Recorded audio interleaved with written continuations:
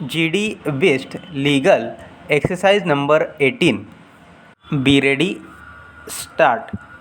Even assuming that the arbitration process involved highly technical and complex issues, which was time consuming, even then it was open for the arbitrator or for the parties to approach the court for extension of time to conclude the arbitration proceeding, which was not done either by the arbitrator or by any of the parties.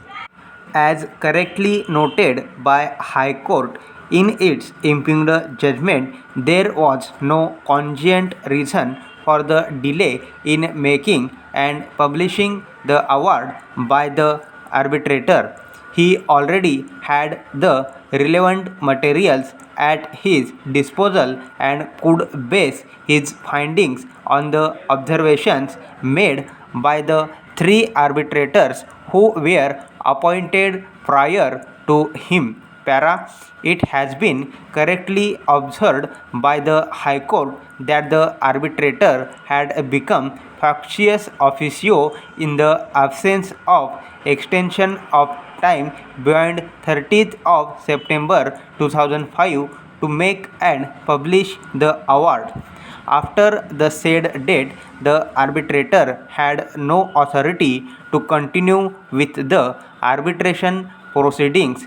The learned counsel, appearing on behalf of the appellant, argued that in the absence of any statutory period prescribed under the Act for rendering an award, the direction of the court to conclude the arbitration proceedings within the time prescribed by it would not make an award passed beyond the time so prescribed null and void.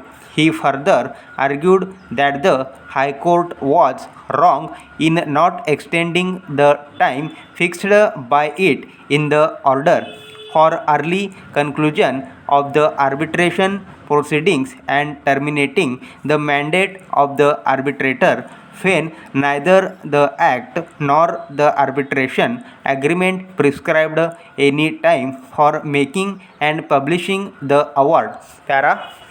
So far as this decision is concerned, we may keep it on record that this decision was rendered under the Arbitration Act of 1940 and not under the present Act, with which we are only concerned.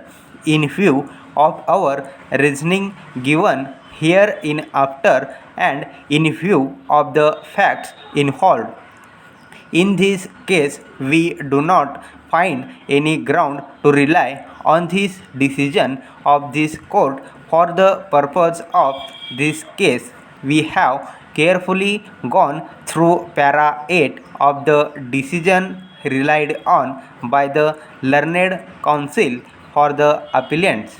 We may not forget that we are concerned in this case with the Arbitration Act 1894.